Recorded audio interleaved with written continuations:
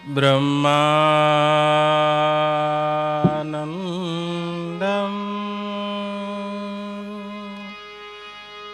परमसुखदं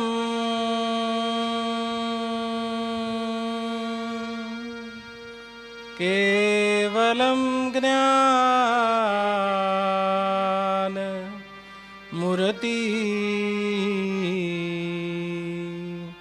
द्वन्द्वातीतं गगनसदृशं तत्त्वमस्यादिलक्ष्यम् एकं नित्यं विमलमचलं सर्वधी साक्षिभूतं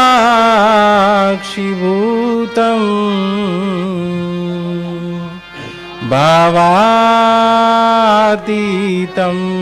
त्रिगुणरहितं सद्गुरु तं नमामि। वन्दे बोधमयं नित्यं गुरुर्शङ्कररूपिणम्। आश्रितो विवक्रोऽपि चन्द्र सर्वत्र वन्द्यते। गुरुदेव तमारी जय जय हो, गुरुदेव तमारी जय जय हो। गुरुदेव तमारी जय जय हो, गुरुदेव तमारी जय जय हो। गुरुदेव तमारी जय जय हो, गुरुदेव तमारी जय जय हो। गुरुदेव तमारी जय जय हो, गुरुदेव तमारी जय जय हो। शंकरनाथ तमारी जय जय हो, शंकरनाथ तमारी जय जय हो। गोरखनाथ तमारी जय जय हो, गोरखनाथ तमारी जय जय हो।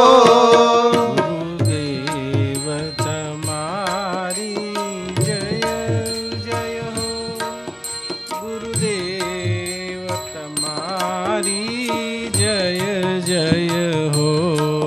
गुरुदेव तमारी जय जय हो, गुरुदेव तमारी जय जय हो।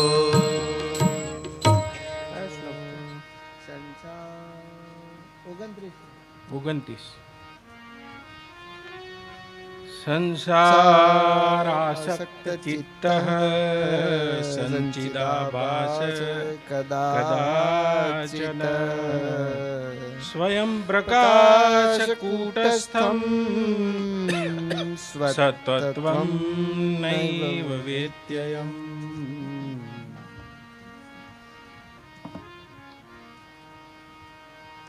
વિદ્યારણ્ય સ્વામી રચિત વેદાંતના આ પ્રક્રિયા ગ્રંથ પંચદશીનો તૃપ્તિદીપ પ્રકરણ અંતર્ગત 7મા પ્રકરણ અંતર્ગત ત્રીજું સત્ર છે, જેમાં આ 29મો શ્લોક છે અને પંચદશીકાર કહે છે સંસારાસક્ત ચિત્તમ ચિદાભાસમ કદાચન. જે સંસાર આસક્ત જીવ છે એમ કહે છે બા, તે ક્યારેય પણ, જે સંસાર આસક્ત જીવ છે તે ક્યારેય પણ પોતાના સ્વયં પ્રકાશ કુટસ્થ બ્રહ્મ સ્વરૂપ આત્માને જાણી શકતો નથી, એટલે કે જાણતો નથી. પ્રમાદવશ તેનો તિરસ્કાર કરે છે, અને આ જ અજ્ઞાન નામની પ્રથમ અવસ્થા છે. પંચદશીના સ્વાધ્યાયમાં આપણે જોયું કે જ્ઞાન કે અજ્ઞાન બધી અવસ્થામાં પોતે પોતાના બ્રહ્મ સ્વરૂપથી, સત્તાથી કોઈ જીવ ખસી જતો નથી, જ્ઞાની હો વા અજ્ઞાની હો.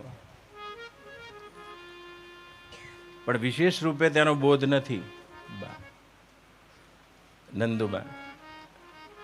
એટલે વેદાંતકાર, પંચદશીકાર જીવ એટલે કે જે કોઈ વાસનામાં, કોઈ ભાવનામાં, કોઈ જીવવાની ઈચ્છામાં જીવે છે, એ જીવને વેદાંતના પારિભાષિક શબ્દોમાં ચિદાભાસ કહે છે. અને જે જન્મ અને મરણથી સર્વથા પૃથક છે, બ્રહ્મ સ્વરૂપ છે, અને એને વેદાંતની પરિભાષામાં કુટસ્થ કહે છે. આપણે જોઈ ગયા છે કુટસ્થ એટલે પોતાનું એ સ્વયં પ્રકાશ સ્વરૂપ, જેને જાણીને જન્મ અને મરણના ચક્રમાંથી મુક્ત થવું તે વેદાંતની ઘોષણા છે. એકના જ્ઞાનથી સર્વનું જ્ઞાન થવું તે વેદાંતની પ્રતિજ્ઞા છે. જે પોતાને કુટસ્થ જ જાણે છે પણ જાણતો નથી, તો કુટસ્થ અને ચિદાભાસ તૃપ્તિદીપ પ્રકરણ સુધી આનો બહુ વિસ્તારથી વર્ણન થયું છે. પણ શાસ્ત્રકારની એક રીત છે, આગળ કહેતા જવાનું અને પાછળનું ગૂંથતા જવાનું. બસ. તો માટીનો એક ઘડો હોય ને નંદુબાઈ, માટીના ઘડામાં ઘડો બન્યો એ પહેલાં પૂર્વે આકાશ તો હતું. આકાશ બન્યું નથી, આકાશ તો પૂર્વે પણ છે. અને ઘડા પહેલા જે પૂર્વે આકાશ હતું એમાં ઘડો બન્યો છે. એમ જે બ્રહ્મ સ્વરૂપ છે, તમારો આત્મા છે, એ તો પહેલા પણ હતો, પણ તેમાં આ બ્રહ્માંડ અને આ બ્રહ્માંડમાં આ ઘાટ જાણે ઘડો છે. પણ કુટસ્થ આત્મા તો જેમનો તેમ જ છે, જે આ શરીર રૂપી ઘટના પૂર્વે પણ છે, પછી પણ છે, હાલ પણ છે. તો જેમ બનેલા ઘડાને રૂખડનાથજી અને ભીતર રહેલા આકાશને શું સંબંધ છે? આમ જોવા જાવ તો કશો સંબંધ નથી. ઘડો બનવાથી પણ આકાશ તો બનતું નથી, ઘડો બગડી જવાથી પણ આકાશ તો બગડતું નથી.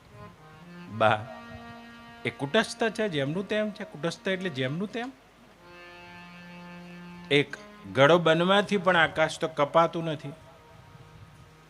આકાશની અપરિચ્છિન્નતા, આકાશની વ્યાપકતા એમની એમ બનેલી રહે છે, અને ઘડો બને છે, ઘડો દેખાય છે. તો ઘડા બનવાથી આકાશ બનતું નથી બા, અને ઘડા બગડવાથી આકાશ બગડતું પણ નથી. એક અને ઘડો બની જવાથી આકાશ કપાતું પણ નથી, પરિચ્છિન્ન થતું નથી, ટુકડો પામતું નથી. હા, ટુકડો ભાસે છે ખરો જ્યાં સુધી ઘડા ઉપર નજર છે ત્યાં સુધી, કે જાણે ઘડામાં રહેલું ઘટાકાશ આવો ભાસ ચોક્કસ થાય છે.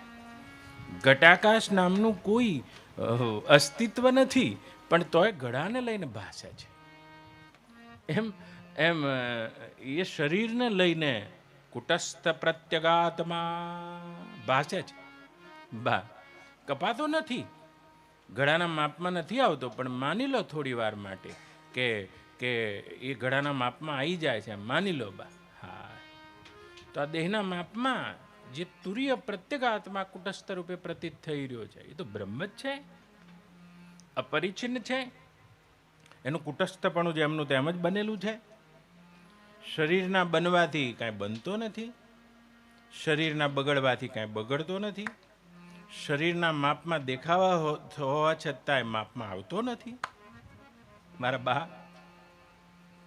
અને આ કુટસ્થ જો કાત્યો, તો એક એવી આપણે ભાષા શીખ્યા છીએ બાબુભાઈ, કે આત્મા છે તે શરીરના અંદર છે. બા તો આવી તો ભાષા છે, પણ આ તો બહુ પ્રાથમિક નજરે આપણને દેખાય છે. બા ગળા ઉપર નજર હોય બાબુભાઈ તો એવું જ દેખાય કે ગળામાં આકાશ છે, પણ આકાશ ઉપર નજર જતી રહેશે તો ગળામાં આકાશ નથી, અપિતુ આકાશમાં ગળો છે. તો પ્રાથમિક નજર તો એવી જ છે કે હું છું એટલે શરીર ઉપરથી મને મારું ભાન થઈ રહ્યું છે, એટલે જાણે કે આ શરીરમાં આત્મા છે, આવું છે, ક્યાંક બેઠો હશે. પણ જો આત્મા ઉપર દ્રષ્ટિ જરી છે તો શરીરમાં આત્મા નથી, અપિતુ આત્મામાં આ શરીર છે. અને જો ગળામાં રહેલા ઘટાકાશને પોતાના મહાકાશપણાનું ભાન જ્ઞાન થાય તો આકાશ આ ગળામાં નથી, અપિતુ એના જેવા જેટલા ગળા છે તેમાં અખંડ છે, એકરસ છે, અદ્વિતીય છે બધા ગળામાં. અને અપિતુ આ એક ગળામાં નથી, આકાશમાં એ ગળો છે, એ ગળો નહીં, એ આકાશમાં તો આવા અનંત ગળા છે. પોતાની જે પોતાના પ્રત્યેક આત્માને બ્રહ્મ જાણે છે અને તેને તો ખબર જ છે કે પ્રત્યેક ઘાટમાં હું જ છું, અખંડ છું, એકરસ છું. આ તો છે નંદુબા. તો જે પોતાના કુટસ્થ આત્માને બ્રહ્મ જાણી લે છે, શરીરમાં આત્મા નથી, અપિતુ આત્મામાં આ શરીર છે, આત્મામાં આ શરીર નથી, અપિતુ આત્મામાં બધા શરીરો છે. અને આ બધા શરીરો નહીં, આવા અનંત અનંત બ્રહ્માંડો અને બ્રહ્માંડોમાં દેખાતા વિશેષ અને સામાન્ય ઘાટ, રંગીન ગળા હોય કે મોટા ગળા હોય, નાના ગળા હોય કે નાના ગળા હોય, કુલડી હોય કે કુલડા હોય, ગાગરડી હોય કે મોટા ગળા હોય, બધામાં અખંડ અને એકરસ છે. અંડ સ્વેદજ ઉદ્ભિદ જરાયુ યક્ષ કિન્નર ગંધર્વ દેવ દાનવ માનવ, અરે બ્રહ્મા વિષ્ણુ મહેશ જેવી આકૃતિમાં હું અખંડ અને એકરસ છું, પૂર્વે છું, હાલ છું, પશ્ચાત બ્રહ્મા. બૃહદારણ્યક ઉપનિષદ કહે છે પુરસ્તાત બ્રહ્મા, એ પહેલા પણ આગળ પણ કંઈ છે તો તે તમારો આત્મા સ્વરૂપ બ્રહ્મ જ છે, પાછળ નામની કોઈ વસ્તુ છે તો તે પણ તમારો આત્મા સ્વરૂપ બ્રહ્મ છે. પહેલા કોઈ વસ્તુ છે રૂખડાજી તો પણ તે તમારો કુટસ્થ આત્મ સ્વરૂપ બ્રહ્મ જ છે, અને પછી કંઈ પણ છે તો પણ તે આત્મ સ્વરૂપ બ્રહ્મ જ છે. તો કે કુટસ્થ આત્મા અને જીવ નામની શું વસ્તુ આવી છે? જીવ નામની વસ્તુ બ્રહ્મા બનતી નથી. વેદાંતને ન્યાય ખાલી ભાષે છે, અને ભાસતો હોવાથી ચિદાભાસ કહે છે. આવા વેદાંતના શબ્દો છે. બા એક માટીનો ગળો બન્યો, જુઓ ફરી લઈ જવું તમને, અને ગળા પહેલાય આકાશ તો છે, પણ બની ગયું એટલે ગળામાં પ્રતીત થતું ઘટાવછિન્ન ઘટ્ટ પરિચ્છિન્ન જે આકાશ છે બા, કોઈ પણ કારણથી તેમાં પાણી ભરાઈ ગયું, અને તે પાણીને લઈને જે પહેલા પૂર્વે કુટસ્થ આકાશ ગળા પૂર્વે હતું એ જાણે ઢંકાઈ ગયું,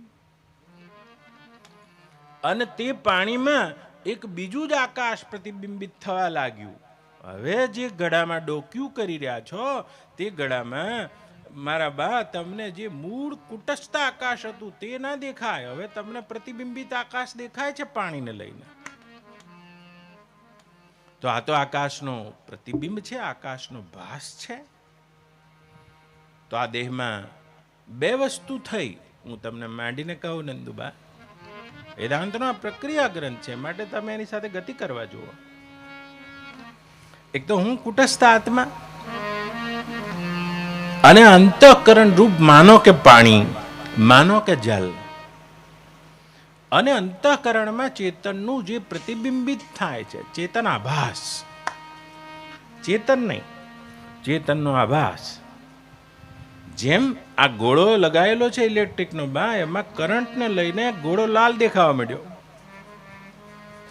જેમ પંખાને લઈને કરંટને લઈને આ પંખો ફરવા માંડ્યો. ચેતનતા પંખાની નથી, ચેતનતાના એક એવો આભાસ જ ઉભો થયો જેને લઈને આ પંખો ક્રિયાન્વિત થતો લાગે છે. એમ જ કુટસ્થ બ્રહ્મની સત્તામાં ચિદાભાસ, અને આને જીવ કહે છે. પોતાના કુટસ્થનું એ અંતઃકરણમાં પ્રતિબિંબ પડેલું, મતલબ પડેલો આભાસ. तो मैं दो प्रकार का हो गया वेदांत में. एक तो सबका, एक तो बधानो वास्तविक मैं, वास्तविक हूं, ये तो कूटस्थ જ છે. અને બીજો માનેલો હું, અને એ ચિદાભાસ છે. બસ ચિદાભાસ શાંત થઈ શકે છે પણ કુટસ્થ નહીં, કારણ કે તો આભાસ જ છે, જીવ છે. તો ઉદાહરણમાં ફરી આવતા રહો થોડી વાર માટે. બા એક ઘડો હોય બાબુભાઈ, એ ઘડામાં આકાશ હતું, આકાશમાં પાણી ઉમેર્યું એટલે બીજું આકાશ પ્રતિબિંબિત થવા લાગ્યું. મૂળ આકાશ ધારો કે કુટસ્થ, અને પ્રતિબિંબ આકાશ થઈ રહ્યું છે, એ જ ચિદાભાસ. ઉદાહરણમાં હવે પાણી હલે છે એટલે અંદરનું પ્રતિબિંબિત આકાશે હલે છે. મૂળ આકાશને શું? નિર્લેપ નિરંજન, તમારો વેદ તો કે છે. તો પાણી હલે છે, હલવાની ક્યાં વાત કરો બાબુભાઈ? પાણી તો ઉકળે છે. એટલે અંદરનું જે પ્રતિબિંબિત આકાશ છે એ ઉકળતું લાગે છે, પણ મૂળ આકાશને શું? ઉકળવાની ક્યાં વાત કરો છો બાબુભાઈ? પાણી તો બરફ થઈ ગયું છે, અને ભીતરનું બહારનું આકાશ દેખાવાનું બંધ થઈ ગયું છે, તોય મૂળ આકાશને તો શું? એ તો જેમનું તેમ જ છે. તો પાણી હલે, પાણી ઉકળે, પાણી બરફ થાય, અથવા તેના એ વખતે મૂળ આકાશ તો એમનું એમ જ છે. એમાં અંતઃકરણમાં કામ આવે, ક્રોધ આવે, વિક્ષેપ આવે, વૃત્તિ વિક્ષેપ વાળી થાય, વૃત્તિ સમાધિ વાળી થાય, વૃત્તિ જાગ્રતમાં આવે, વૃત્તિ સ્વપ્નમાં આવે, અને એ ચિદાભાસમાં જે મેં વૃત્તિ છે, અહમ સુખી, અહમ દુઃખી, અહમ કરતા, અહમ ભોગતા, એમ કરીને ઉકળવા માંડે કે બા ઊંઘમાં બિલકુલ ઠરી જાય. પ્રજ્ઞાન ઘનવસ્ત પ્રજ્ઞાન ઘન સુષુપ્તિને પ્રાપ્ત થઈ જાય. તો એ કુટસ્થ આત્મા તો એમનો એમ જ છે, સ્વયં પ્રકાશ કુટસ્થ. બા અરે, અને આ પાણીને જો બીજા ગળામાં નાખી દઉં તો બીજા ગળામાં દેખાવા માંડે પેલું પ્રતિબિંબ આકાશ. તો આ ગળામાં કુટસ્થ તો રે. તો અત્યારે હાલ ધારો કે અહીં બેઠા બેઠા બોલતા બોલતા શ્વાસ બંધ થઈ જાય, બા ધારો કે તો કે બાપજી જતા રહ્યા. બાપજી ના જાય, એ કુટસ્થ રૂપે તો મળદામાં છે, પણ ચિદાભાસ દેખાવાનો બંધ થઈ ગયો છે. તો ક્યાં દેખાય છે? બીજા ગળામાં પાણી જતું રહ્યું ત્યાં દેખાય છે. પોતાની વાસના પ્રમાણે જે દેહની આત્માના અજ્ઞાન રૂપ કારણ શરીરના આધારે જે સૂક્ષ્મ શરીર વાસનાની કલ્પના થાય છે, તે પ્રમાણે જીવ ત્યાં દેખાવા માંડે છે. તો કે મળદામાંથી જતો રહ્યો? કદાપી નહીં. અરે, તો ગયું છે શું?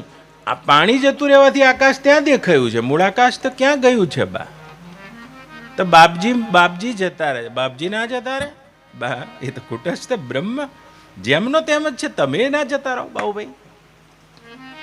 પણ ચિદાભાસ, એ ચેતન આત્માને જે ચિદાભાસ સાથેનું તાદાત્મ્ય છે, આ તાદાત્મ્ય સંબંધ આવાગમન અનુભવે છે.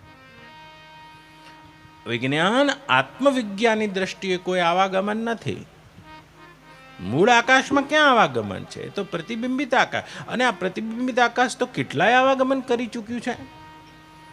કીડી થયા બાબુભાઈ, મોર થયા, પોપટ થયા, ઘોડા થયા, ગધેડા થયા, માણસ થયા, રાજા થયા, સાધુ થયા, સંન્યાસી થયા. તો બધા ઘડા બદલીને આકાશ ત્યાં દેખાઈ રહ્યું છે. તો અત્યારે એકદમ શાંત થઈ ગયા છો. શાંત થાય એ ચિદાભાસ છે. હમણાં ખાવા નહીં મળે ને અશાંત થઈ જશો તો એ ચિદાભાસ. અત્યારે વિક્ષેપમાં આવી ગયા છો બાળનાથજી, આ એ ચિદાભાસ છે.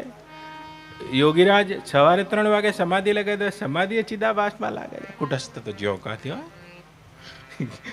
તો ના એમાં વિક્ષેપ છે, ના એમાં નંદુબા સમાધિ છે, ના એમાં અશાંતિ છે, ના એમાં શાંતિ છે, ના એમાં જાગ્રત છે, ના એમાં સ્વપ્ન છે, ના સુષુપ્તિ છે, ના તુરિયા છે. આ તો બધું ચિદાભાસને લાગે છે. ઓતારી તો કે કેવું છે કે એ આત્મા કેવો છે કુટસ્થની સાથે? આ શ્લોકમાં એક બીજું ઉદાહરણ આપ્યું છે ટુકડના.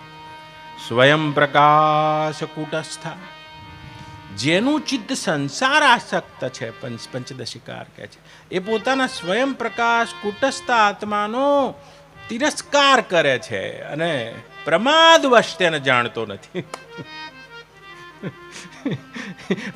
અને આ જ અજ્ઞાન નામની પહેલી અવસ્થા છે, એમ કે છે.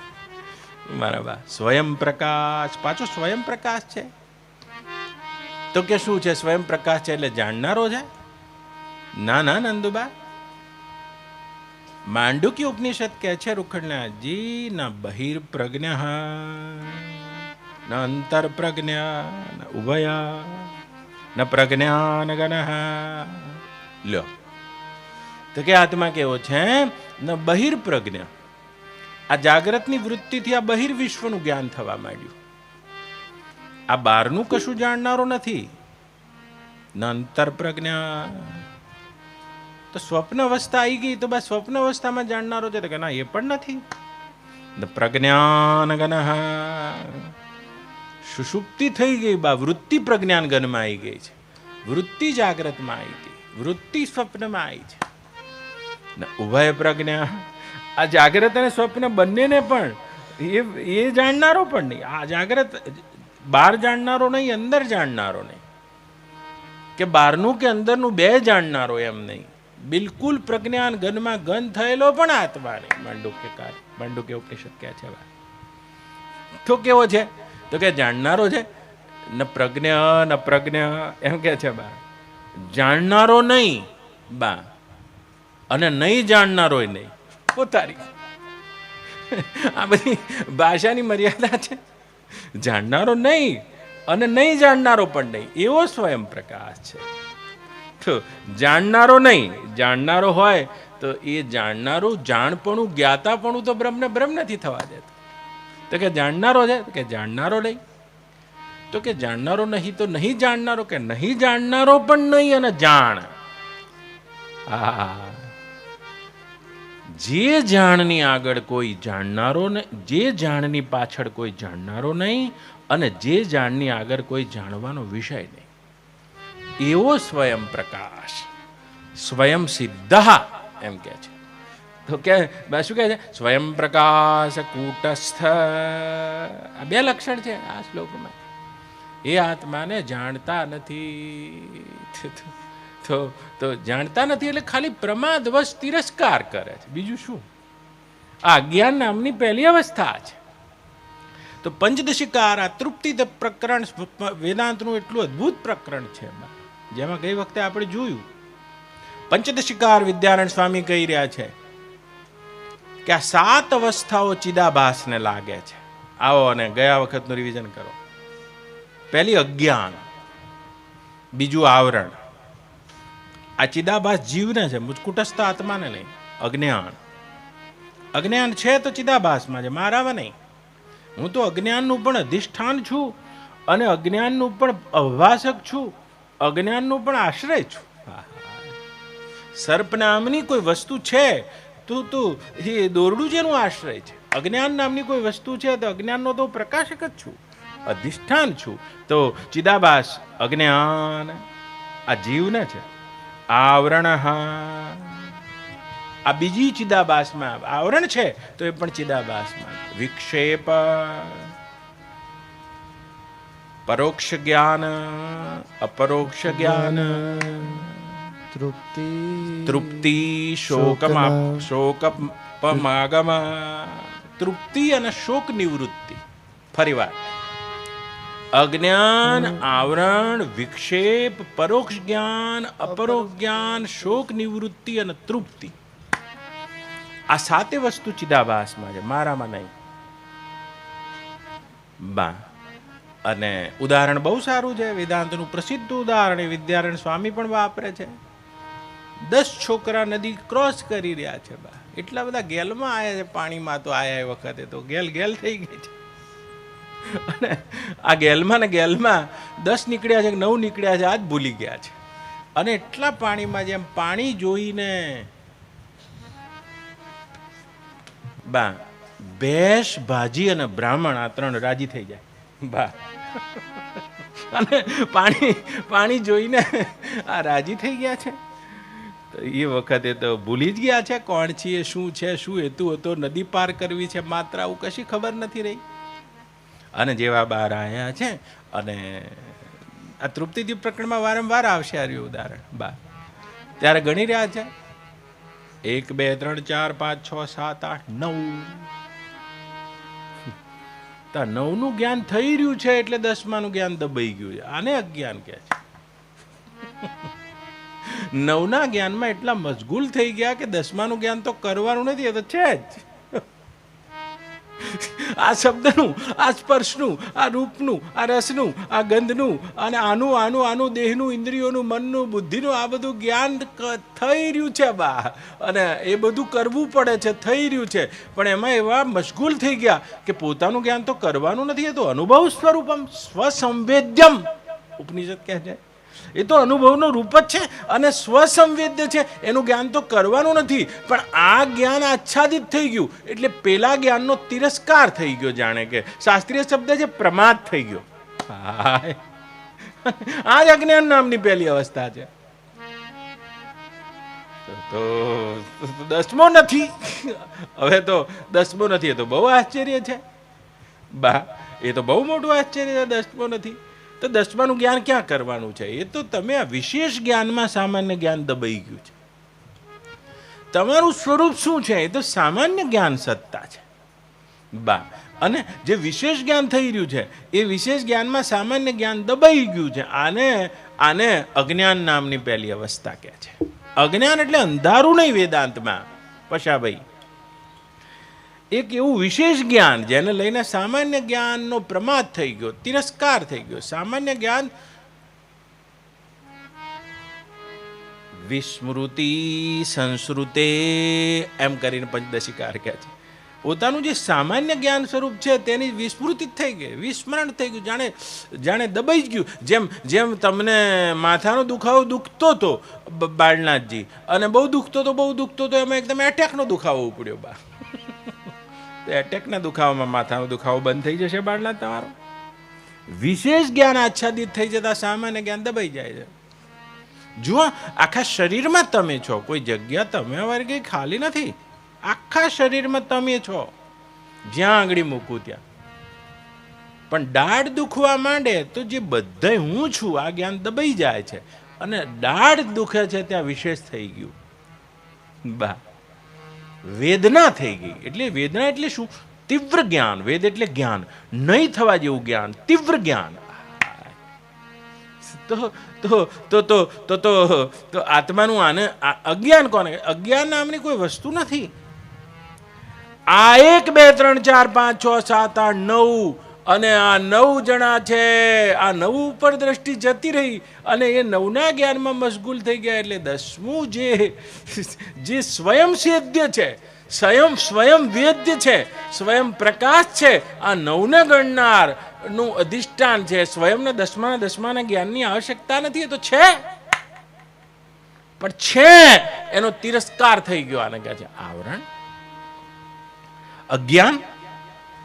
અને અજ્ઞાન પછી બીજી અવસ્થા આવે છે, એનું નામ આવરણ છે. તો આવરણ શું છે? જે તમે ભંગ કરાવવા આયા છો મારા બા. અજ્ઞાન નામની તો કોઈ વસ્તુ જ નથી, સમજી લેજો. એ તો વિશેષ જ્ઞાન ઉપર નજર છે. એટલે સામાન્ય સ્વયં સિદ્ધ ઉપર નજર જતી નથી, દ્રષ્ટિ જતી નથી, ત્યાં સ્થિત થવાતું નથી. આટલું જ કુલ અજ્ઞાન છે. અજ્ઞાન એટલે એવું અંધારું નહીં. અજ્ઞાન એટલે વિશેષ જ્ઞાનને કોઈ મટાડી દે તો બા. તો બીજી એક આવરણ નામની વસ્તુ છે. જરા ગંભીર પ્રશ્ન છે. તમે પકડો તો પંચદશી, એ તો પછી કથા તો છે જ બા. તો કે આવરણ નામની શું વસ્તુ છે મારા નંદુબા? આવરણ એવું થઈ ગયું, અજ્ઞાનની વારંવાર આવૃત્તિ થવા લાગી. વેદાંતમાં એના માટે શબ્દ છે આવરણ માટે આવૃત્તિ. ફરી ગણો 1 2 3 4 5 6 7 8 9. ફરી ગણો 1 2 3 4 5 6 7 8 9. ફરી ગણો. અને ફરતા ખડતા આવૃત્તિ થતા પાકું નક્કી થઈ ગયું 10મો નથી. કારણ કે 10મો દેખાતો નથી. ઓ મારા બાપા રે, આ 10મો ડૂબી ગયો છે. તો 10મો નથી. આવું આવરણ છે. કુટસ્થ આત્મા નથી, બ્રહ્મ નથી, બ્રહ્મ સુખ નથી, અને એ આત્મા છે જ નહીં. જાણે કે આ બધા વેદ ઉપનિષદ કોઈ પરોક્ષ વસ્તુની વાત કરી રહ્યા છે. નથી, કારણ કે એનું ભાન થતું નથી. તો આવરણ 2 પ્રકારના થઈ ગયા. એક અસત્વાપાદક આવરણ, નથી. આત્મા નથી. આ તો બધા તમે બહુ શ્રદ્ધાવાન બેઠા છો, નહીં તો કોણે આત્માને માને? બધાને માને પણ પોતાને કેવી રીતે માની શકે? મારા બા એટલે કોણ માને? આ અસત્વાપાદક આવરણ છે. નથી તો નથી એ સાબિત, કારણ કે દેખાતો નથી. આ સૂર્ય દેખાય, ચંદ્ર દેખાય, તારા દેખાય, પૃથ્વી દેખાય, પશુ દેખાય, બધું પ્રત્યક્ષ જગત દેખાય, પરોક્ષ જગત પણ દેખાય છે, પણ સાક્ષાત અપરોક્ષ આત્મા નથી અને અનુભવાતો નથી. કારણ કે અનુભવાતો નથી. તો અનુભવાતો નથી એટલે અનુભવનો વિષય નથી, એ તો અનુભવ રૂપ છે. અને એના કારણે એક અભાનાત્મક આવરણ આવી ગયું, ભાન થતું નથી. અને ભાન નથી થતું એટલે કે આખો નાસ્તિકવાદ આવી ગયો. ના અસ્તિ, આવો કોઈ આત્મા, આવો કોઈ પરમાત્મા, આવી કોઈ બ્રહ્મ નામની કોઈ વસ્તુ જ નથી. કારણ કે વસ્તુ હોય તો દેખાવી ના જોઈએ, વસ્તુ હોય તો અનુભવાવી ના જોઈએ. અસત્વાપાદક આવરણ એને કે રૂખડનાથજી આત્મા નથી. અભાનાત્મક આવરણ એને કે નંદુબા કે નથી, કારણ કે ભાન થતું નથી. આ આવરણ છે. અને આવરણ કોણ કે? દસમો નથી, કારણ કે દસમાનું ભાન થતું નથી. તો રોવાનું ચાલુ થઈ ગયું. ઓહો હો, દસમો ખોવાઈ ગયો છે. આ વિક્ષેપ નામની ત્રીજી અવસ્થા છે અને તે ચિદાભાસમાં છે, મુજ કુટસ્થમાં નહીં. તો વિક્ષેપ થઈ ગયો છે. દસમો નથી એટલે વિક્ષેપ શું છે? ઉદાહરણમાં તો આ વિક્ષેપ છે, દસમો નથી. અને સિદ્ધાંતમાં શું વિક્ષેપ છે? હું કુટસ્થ નથી, સ્વયં પ્રકાશ નથી, હું અહમ કરતા, અહમ ભોગતા, હું શરીર છું, હું જન્મું છું, હું મરું છું, હું કામી છું, હું ક્રોધી છું, હું કરતા છું, હું ભોગતા છું. આ જ વિક્ષેપ છે. ઉદાહરણમાં તો એવો વિક્ષેપ દસમો નથી, દેખાતો નથી. આપણો વિક્ષેપ જેમ હું સ્વયં પ્રકાશ કુટસ્થ ક્યાં છું? દેખાતો નથી, હું તો છું જ નહીં. અને આવો તો કોઈ આત્મા પ્રતીત થતો નથી, અનુભવનો વિષય બનતો નથી. જ્યારે આ તો અનુભવનો વિષય બને છે કે હું જન્મ લીધો છે, હું ક્યાંકથી આવ્યો છું, હું મરવાનો છું અને મરી જઈશ, બચીશ નહીં. અને આવો બધો વિક્ષેપ છે એમાં. હું કરતા છું, જો હું બોલું છું અને તમે સાંભળો છો તો એ હું બોલું છું તેવું થઈ જ જાય છે, અને તમે સાંભળો છો તેવું થઈ જ જાય છે. તો આ વિક્ષેપ થઈ ગયો. કર્તૃત્વ, ભોક્તૃત્વ, જન્મ, મરણ, અહમ કામી, હું શાંત છું, વિક્ષેપમાં છું, સમાધિમાં છું. અને આ જ વિક્ષેપ છે સિદ્ધાંતમાં. તો સ્વયં પ્રકાશ છું, કુટસ્થ છું, કઈ થાક્યા નંદુબા, તો પણ અનુભવ નથી બનતો. તો ઓ મારો દસમો ખોવાઈ ગયો છે, બધાય ગણી જોયો, બધા રોતા હતા. લ્યો, એવામાં કોઈ આવા પ્રફુલભાઈ જેવા બ્રહ્મનિષ્ઠ બ્રાહ્મણ નીકળ્યા નંદુબા, અને એમને છોકરાઓનું દુઃખ કલ્પનાથી યુક્ત હતું, જોઈ લીધું. કારણ કશું નથી, તો દુઃખ સાચું છે.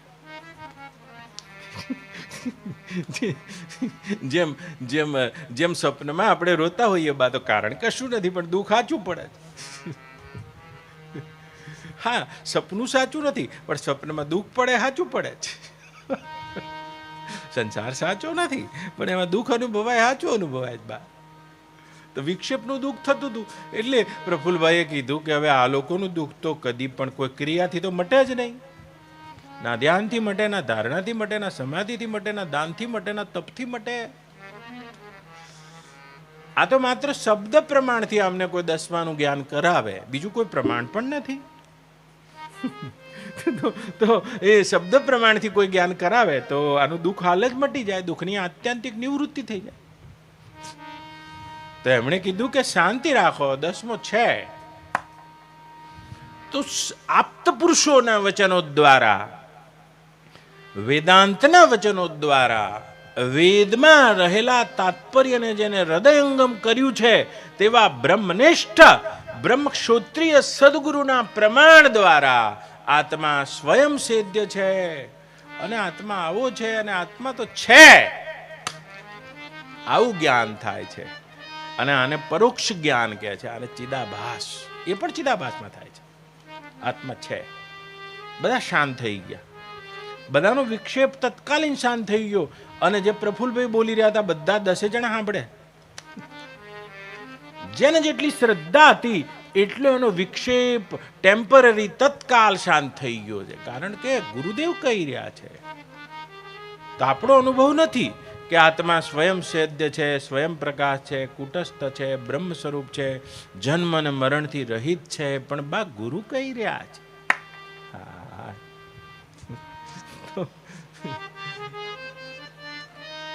ગુરુ વેદાંત વાક્ય વિશ્વાસ ઇતિ શ્રદ્ધા. અને એવું જેની પાસે શ્રદ્ધાનું બળ છે એને પરોક્ષ જ્ઞાન થઈ ગયું છે. વિક્ષેપ ટેમ્પરરી શાંત થઈ ગયો. તો શું થયું? અસત્વા પાદક આવરણ દૂર થઈ ગયું છે કે આત્મા તો આવો જ છે, પણ એ હું જ છું તેવું ભાન થતું નથી. બા એટલે મારી જાણે કે આ દેહ સાથે પરોક્ષતા છે, આ દ્રશ્ય સાથે પરોક્ષતા છે, સ્વર્ગ અને ભગવાન રામ અને કૃષ્ણ અને શિવ અને વિષ્ણુ સાથે જેમ પરોક્ષતા એટલે બે પણ છે, એમ એ બ્રહ્મ સાથે પણ મારું પરોક્ષ પણ જ છે તેવો ખ્યાલ રહે છે. બા તો વિક્ષેપ શાંત થયો, પણ પછી ગણવા બેસે છે 1 2 3 4 5 6 7 8 9. એટલે એને એમ થાય છે ગુરુ હાચા કે મારો અનુભવ હાચો? તો પ્રફુલ્લભાઈ આપણે તો એ જ કક્ષાએ ઊભા છીએ. આપણને એમ થાય છે અત્યાર સુધી વેદાંતના શ્રવણ દ્વારા જે તાત્પર્ય પ્રાપ્ત કરીને આત્માને જાણ્યો એ સાચો કે એટલે એ સાચો કે અત્યારે હાલ સુખી દુખી થનારો, ક્ષણવારમાં રોનારો, ક્ષણવારમાં હસનારો, જાગનારો અને હજુ મૃત્યુનો ભય રાખનારો, બ્રાહ્મણપણાનું અભિમાન રાખનારો, સ્ત્રીપણાનું પુરુષપણાનું અભિમાન રાખનારો, કર્તા અને ભોક્તૃત્વના સંસ્કારોમાં આબદ્ધ આ સાચો કે વેદાંતમાં જે તાત્પર્ય યુક્ત ગુરુ દ્વારા આત્માનું વર્ણન થયું છે એ સાચો? આ ભાન થતું નથી. આને અભાનાત્મક આવરણ કહે છે. ગુરુ શું કર્યું છે?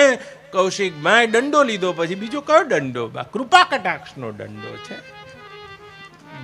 અને એ દંડો લઈને માર્યો પેલો જે રોતો તો એને કે ના ના 10મો છે પણ ભાન તો થતું નથી. ગુરુદેવ તમે સાચા કે મારો અનુભવ સાચો? ક્યાં છે 10મો? મારો દંડો ત્વમ દશા. અને વેદાંતના શ્રવણમાં આપણે એક ઘટના આવે છે બા કે ખુદ ચાલે રાખજો તો આભાનાત્મક આવરણ તૂટે છે એ ગુરુના કટાક્ષ દ્વારા અપરોક્ષ જ્ઞાન થયું. એ પણ મારા કુટસ્થ આત્માને નથી થતું, ચિદાભાસમાં જ થાય છે. બા તો હું તો પરોક્ષ કે અપરોક્ષ જ્ઞાનનો વિષય જ નથી. સ્વયં જ્ઞાન સ્વસંવેદ્ય છું. પણ એ જેવો દંડો માર્યો, અરે હું 10મો છું એમ સાક્ષાત્કાર વખતે અહમ બ્રહ્માસ્મિ એટલે અસ્મિ વેરાઈ જાય છે અને અહમે વેરી જાય છે. બ્રહ્મા તો કોઈ અહમ નથી અને અહમ શૂન્ય છે તે જ બ્રહ્મ છે. અહમ રહિત અહમ છે એ જ બ્રહ્મ છે. તો અહમ બ્રહ્માસ્મિના સાક્ષાત્કાર વખતે અહમ અને અસ્મિ બે વેરાઈ જાય છે. માત્ર બ્રહ્મિત બ્રહ્મે ભવતી અને બ્રહ્મિત તો બ્રહ્મ જ થઈ જાય છે આ કૃપા કટાક્ષ દ્વારા. તો કે પરોક્ષ જ્ઞાનમાં શું થયું છે? અહમ એમનો એમ રહ્યો, અસ્મિ એમની એમ રહી બા અને બ્રહ્મનું જ્ઞાન થઈ ગયું. આ પરોક્ષ જ્ઞાન છે. જેમ સોનું, તાંબુ, પિત્તળ તમે જાણો છો એ રીતે બ્રહ્મને જાણો. અહમ બ્રહ્માસ્મિ. ના પણ અપરોક્ષ જ્ઞાન શું છે રૂખડનાથજી? કે અસ્મિ એટલે છું પણ વેરાઈ જશે અને હું છું, હું બ્રહ્મ છું. આ હું અને છું વેરાઈ જશે. બ્રહ્મિત બ્રહ્મે ભવતી પરોક્ષ જ્ઞાન છે. પણ એ અપરોક્ષ જ્ઞાન પણ ચિદાભાસમાં થાય છે. તો 10મો તું છે. આટલું કહેતા કહેતા જે કલ્પનામાં શોક હતો તે નિવૃત્ત થઈ ગયો. માટે છઠ્ઠી એક ભૂમિકા છે શોક નિવૃત્તિ. જેમ પોતાના આત્માને કુટસ્થ, તટસ્થ, સ્વયં પ્રકાશ બ્રહ્મ જે જાણે છે, શોક નિવૃત્તિ. અશોચ્યાનુશોચસ્ત્વમ. રૂખડનાથજી તો શોક નિવૃત્તિ નામની ભૂમિકા છે એ પણ ચિદાભાસ છે. મારામાં નહીં, જોજો નંદુબા. અને શોક નિવૃત્તિની સાથે એક અપાર હર્ષ, નિરઅંકુશ તૃપ્તિ એને થાય છે કે અરે ખોટો રોતો તો હું તો 10મો છું. એવી રીતે બ્રહ્મજ્ઞાન વખતે શોક નિવૃત્તિની સાથે એક નિરંકુશ તૃપ્તિ થાય છે. હા, એ બ્રહ્માનંદ કો, નિરંકુશ તૃપ્તિ કો, સમાધિનું સુખ કો, જીવન મુક્તિ કો, બા આ નિરંકુશ તૃપ્તિ જ્ઞાનીના હૃદયમાં શું થાય છે એ જોવા માટે જ આ સપ્તમ પ્રકરણ છે. અને એમાં વારંવાર પદે પદે આવશે કે નિરંકુશ તૃપ્તિ નામની જ્ઞાનીની શું ભૂમિકા છે, એનો શું વ્યવહાર છે, આવા પુરુષો કેવા દેખાય છે, એ કહેવા માટે ઉપાડો લીધો. તૃપ્તિ દીપ પ્રકરણ. હા, પણ એ તૃપ્તિ પણ ચિદાભાસમાં થાય છે, કુટસ્થમાં નહીં. બા અને એ નિરંકુશ તૃપ્તિ વાળા પુરુષો કેવા હોય છે, જેને જેને ગીતામાં સ્થિત પ્રજ્ઞ કીધા, ગુણાતીત કીધા. બા અને એ તૃપ્તિદીપ પ્રકરણમાં જેના હૃદયમાં નિરંકુશ તૃપ્તિ થાય છે, શોક નિવૃત્ત થઈને હૃદયમાં કંઈ થશે 10માનું જ્ઞાન થયા પછી તો એ બ્રહ્મજ્ઞાનમાં જે નિરંકુશ તૃપ્તિ, એક એવો ઓડકાર, બા શબ્દોની જ્યાં મર્યાદા છે, એ જ્ઞાનીના પુરુષમાં શું છે એ જોવા માટે આપણા પ્રકરણ જોઈ રહ્યા છે. અને આના પગલે પગલે આગળ જતા આવશે. પણ આજે 7 વસ્તુ ગણાઈ, એ 7ની ભૂમિકા 7 શ્લોકોમાં કહે છે. એમાં અજ્ઞાન નામની શું ભૂમિકા છે, આવરણ નામની શું ભૂમિકા કોને કહે છે, એના પછી વિક્ષેપ નામની ભૂમિકા કોને કહે છે, પરોક્ષ જ્ઞાન ભૂમિકા શું છે, પરોક્ષ ભૂમિકા શું છે, શોક નિવૃત્તિ ભૂમિકા શું છે, તૃપ્તિ ભૂમિકા શું છે, અને પછી તૃપ્તિની વર્ણન કરશે. ભાઈ એમાં પહેલી અજ્ઞાન નામની ભૂમિકા કહી રહ્યા છે, પંચદશીકાર કહી રહ્યા છે. સંસાર આસક્ત ચિત્તમ ચિદાભાસ કદાચન સ્વયં પ્રકાશ કૂટસ્થમ સ્વતત્વં નૈવ ચિત્યયમ. બા સ્વતત્વં નૈવ વૃત્યયમ. પંચદશીના શબ્દો જુઓ. આ પ્રથમ અજ્ઞાન નામની ભૂમિકા છે. વિદ્યારાયણ સ્વામી કહી રહ્યા છે કે જે સંસાર આસક્ત ચિત્ત છે, એ સંસારમાં આસક્તિ વાળો ચિદાભાસ રૂપ જીવ પ્રમાદવશ પોતાના સ્વરૂપ, એ સ્વયં પ્રકાશ અને કુટસ્થ આત્માના પ્રમાદ દ્વારા, બા એના તિરસ્કાર દ્વારા તેને અનુભવતો નથી. આ જ પ્રથમ અજ્ઞાન નામની અવસ્થા છે, એમ કહે છે. આવો તો આત્મા તો પેદા કરવાનો નથી. જેમ વિક્ષેપ અત્યારે આવી રહ્યો છે અને તમારી વૃત્તિમાં શાંતિ જોઈતી હોય તો બાબુભાઈ તમારે સમાધિ પેદા કરવી પડે. પેદા કરવી હોય તો કાલે થાય, પરમદાડ થાય, 10 વર્ષે થાય, ગમે ત્યારે થાય. તમને આ લોકમાં ના જવું હોય અને બા સ્વર્ગમાં તમારે ઇન્દ્ર થવું હોય તો ઇન્દ્રલોકમાં જવું હોય તો તમારે આ તો સ્વર્ગલોકમાં તો ગતિ કરવી પડે છે, સમાધિ પેદા કરવી પડે, લોકાંતરમાં ગતિ કરવી પડે. જ્યારે એ આત્મા તો સ્વયં પ્રકાશ અને કુટસ્થ છે, માત્ર તેનો પ્રમાદવશ તિરસ્કાર જ થયો છે. આ 9 ગણવામાં 10મા ઉપર ધ્યાન જતું નથી. તો કે આ માત્ર આત્મજ્ઞાન એ તો એક તિરસ્કાર જ છે, પ્રમાદ જ છે. પ્રમાદ એટલે ભૂલ છે, આળસ છે, ભૂલ છે, આના ઉપર નજર જતી નથી. પણ તોય જે સંસ્કાર આસક્ત ચિત્ત જેવા જીવ છે એ કદાપી આ પ્રમાદને દૂર કરી શકતા નથી. અજ્ઞાન નામની પ્રથમ અવસ્થા છે. તો કે આત્મા કેવો છે, સ્વયં પ્રકાશ કૂટસ્થ. જાણનારો પણ નહીં અને નહીં જાણનારો પણ નહીં, બહાર જાણનારો પણ નહીં ને અંદર જાણનારો પણ નહીં, એ બંને જાણનારો પણ નહીં અને સુષુપ્તિની માફક પ્રજ્ઞાન ઘન પણ નહીં. જાણનારો પણ નહીં અને નહીં જાણનાર પણ નહીં, એવી જાણ છે સ્વયં પ્રકાશ. જેને પ્રકાશવા માટે બીજા કોઈ પ્રકાશની આવશ્યકતા નહીં તેવો છે. અને પાછો કૂટસ્થ, જે ગયા શ્લોકમાં આપણે જોઈ લીધો, કૂટસ્થ એમનો તેમ છે. ઘડો બને કે બગડે, ઘડો નાનો હોય કે મોટો હોય, તે તો કૂટસ્થ છે આકાશ તો બા. અને તેવો કૂટસ્થ જેટલું કુલડીમાં એટલું મોટી ગાગરડીમાં, જેટલું બ્રહ્મામાં એટલું મારામાં, જેટલું તણખલામાં એટલું બધામાં. શું કહે છે ઉપનિષદકાર? એ આત્માને કેવો જાણવો જોઈએ? આટલા 9 લક્ષણો વાળો જાણવો જોઈએ. એકો દેવઃ ગૂઢ સર્વવ્યાપી સર્વાંતરાત્મા કર્માદક્ષ સર્વાભૂતાદિવાસઃ સાક્ષી ચેતા કેવલો નિર્ગુણશ્ચ. એકો દેવ, એ દેવ પરમાત્મા છે, આત્મા છે, પરમ છે, જેના પર કોઈ નથી. અને આપણા બધા વચ્ચે પાછો એક છે. જેમ ઘડા તો અનેક છે, પણ એ તો એક જ છે. આકાશ તો એક જ છે, અખંડ છે, એક રસ છે. એમ એકો દેવ, એવો એક છે જેમાં અનેકતા માત્ર ભાસે છે. એવો એક છે જેમાં અનેકતા અધ્યસ્ત છે. એવો એક છે જેમાં અનેકતા ખાલી પ્રતીતિ છે. એકો દેવ. પાછો કેવો છે રૂખડનાજી? ગૂઢ. ગૂઢ એટલે કેવો બા? ગૂઢ એટલે કેવો? છુપાયેલો છે ખરો, પણ છુપાયેલો. ગૂઢ છે તો ખરો, જો છુપાયેલો છે. જાતે જાતે ગોતીએ સીતારામ જડે બા. ગૂઢ છુપાયેલો. છુપાયેલો છે તો ક્યાં રહેતો હશે? કોઈક આગી જગ્યાએ રહે છે તો કે ના, સર્વવ્યાપી. પાછું સર્વવ્યાપી છે. સર્વદેશ, સર્વકાળ અને સર્વ વસ્તુનું અધિષ્ઠાન છે, અને એનાથી અતીત પણ છે. દેશનું અધિષ્ઠાન છે અને દેશાતીત છે. કાલનું અધિષ્ઠાન છે અને કાલાતીત છે. વસ્તુનું અધિષ્ઠાન છે, પાછું વસ્તુથી અતીત છે.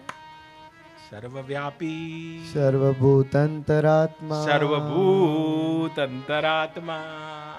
પ્રાણી માત્રનું અંતર અસ્તિત્વ છે, અંતરાત્મા છે. પરમાત્મા તો બા કર્માદક્ષ સર્વભૂતાદિવાસ સાક્ષી ચેતા કેવલો નિર્ગુણશ્ચ.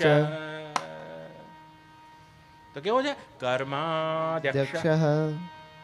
બધી વૃત્તિઓ ઉઠી ઉઠીને શાંત થઈ જાય છે, તો પણ એનો કર્માધ્યક્ષ, બધાના કર્મોને નોંધનારો, બધાના કર્મોને જોનારો, બધાના કર્મોને ધારણ કરીને રહેલો કર્માધ્યક્ષ. સર્વાભૂતાદિવાસ. આ જળ અને ચેતનનો જે અધિવાસ છે બા, સર્વાભૂતાદિવાસ સાક્ષી. સાક્ષી આ વ્યષ્ટિનો પણ સાક્ષી, સમષ્ટિનો પણ સાક્ષી. સાક્ષી ચેતા, પાછો ચેતન. સામાન્ય ચેતન, જેમાં બધા વિશેષ ચેતન દેખાઈ રહ્યા છે એવો ચેતન. જેમ સૂર્યના પ્રકાશમાં રૂખડનાથજી કાચના ટુકડાને લઈને દિવાલ ઉપર પ્રતિબિંબ દેખાય છે, અને એ સૂર્યનો પ્રકાશ જાણે કે સામાન્ય ચેતન, અને જે પ્રકાશ દેખાઈ રહ્યો છે વિશેષ ચેતન. તો એ કેવો છે? સાક્ષી ચેતા. ચેતા છે, વિશેષ ચેતન નહીં, સામાન્ય ચેતન.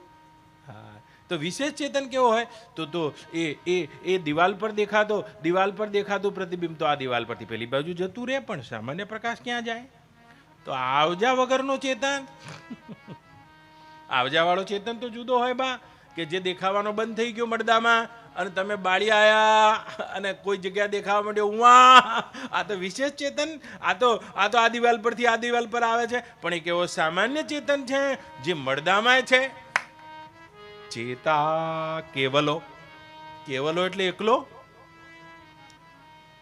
બા, એકલો. ત્યાં આગળ કોઈ સજાત્ય, વિજાત્ય કે સ્વગત ભેદ નહીં બા. અને તેવો કેવલો, હું તે તું આ નહીં. નિર્ગુણશ્ચ. આ ઉપનિષદ છે બા, શ્વેતાતર ઉપનિષદ છે રૂખડનાથજી. અને નિર્ગુણશ્ચ એટલે ગુણ વગરનો એમ નહીં, પણ ગુણાતીત. ગુણાતીત છે. સર્વેન્દ્રિય ગુણાભાસમ. નિર્ગુણનો અર્થ થાય રૂખડનાથજી ગુણ વગરનો નહીં, પણ ગુણાતીત. ગુણ સહિત અને ગુણ રહિત આ બધી પ્રકૃતિ છે. હું તો ગુણ સહિત નથી, હું તો ગુણ રહિત નથી, ગુણાતીત. નિર્ગુણનો અર્થ ગુણાતીત થાય રૂખડનાથજી, ગુણ રહિત ના થાય. ગુણ રહિત હોય એ પણ માયા છે, ગુણ સહિત હોય તે પણ માયા છે. હું તો નિર્ગુણશ્ચ એવો આત્મા બા. પણ અજ્ઞાન નામની ભૂમિ શું છે? પંચદશીકાર શું કહે છે? સંસારાસક્ત ચિત્તમ ચિદાભાસમ કદાંચન. આ સંસાર આસક્ત ચિત્ત છે એ જ આવા પોતાના સ્વયંસિદ્ધ આત્માનો તિરસ્કાર કરે છે. પ્રમાદ વશ એ આત્માના પોતાના સ્વરૂપને જાણતો નથી અને અજ્ઞાન નામની પહેલી ભૂમિકા છે. જેમ ઉદાહરણમાં 9 જણાને ગણવામાં મશગુલ થયેલો 10માનો માત્ર પ્રમાદવશ તિરસ્કાર કરે છે. શિવરજની બજાના અમારા બાપજીએ બોલ્યા છે, નિજાત્માનું સ્વરૂપ જાણી નિજાત્મા થરે જ્ઞાની નિજાત્મા થરે જ્ઞાની. આવો આવો નંદુબા, આઈ જવું હોય તો. નિજાત્માનું સ્વરૂપ જાણી નિજાત્મા થરે જ્ઞાની નિજાત્મા થરે જ્ઞાની. વિષયમાં આંધળો થઈને ભૂલે નિજ ભાન અજ્ઞાની ભૂલે નિજ ભાન અજ્ઞાની. વિષયમાં આંધળા થઈને ભૂલે નિજ ભાન અજ્ઞાની. અત્યારે તો વિષયમાં આંધળા થઈને ભૂલે નિજ ભાન અજ્ઞાની. નિજાત્માનું સ્વરૂપ જાણી નિજાત્મા ઠરે જ્ઞાની નિજાત્મા ઠરે જ્ઞાન. વિષયમાં આંધળો થઈને ભૂલે નિજ ભાન અજ્ઞાન. બસ વિષયમાં અંધાપો થઈ ગયો, તે નિજ ભાન ઉપર નજર જતી નથી. વાહ. તો અહીંયા પંચદશીકારના શબ્દો બાપજીએ ગુજરાતીમાં લખી દીધા. બાળલા સંસાર આસક્ત ચિત્તમ ચિદાભાસ કદાચન. તો સંસારની કોઈ વ્યાખ્યા થતી નથી. લાવો થોડા હવે પાહુ ફેરવીને વાત કરું બાબુ ભાઈ. આ શબ્દ સ્પર્શ, રૂપ, રસ, ગંધ અને આ 5 જે જ્ઞાન થઈ રહ્યા છે બા, 5 ઉપર છઠ્ઠું જ્ઞાન નથી. અને આ 5 જ્ઞાનમાં જે ચિત્ત આસક્ત થઈ ગયો ચિદાભાસ વૃત્તિ, અને જ્યાં સુધી છે ત્યાં સુધી એ કદી પણ આત્મજ્ઞાનના પ્રમાદને દૂર જ કરી શકે નહીં. પહેલી શરત જ છે આડકતરી રીતે પંચદશીમાં. આ શરતનો કોઈ ગ્રંથ નથી, આ તો પ્રક્રિયા ગ્રંથ છે. પણ વિદ્યારણ્ય સ્વામી ક્યાંક ક્યાંક આવી શરતો મૂકી દીધી છે કે આત્માનું જ્ઞાન કોને થશે? સંસાર આસક્ત ચિત્તમ. તમે લાડવો ખાઈ ગયા છો, એકવાર ગળ્યો લાગી ગયો બા, પણ વૃત્તિમાં આસક્તિ એટલે શું?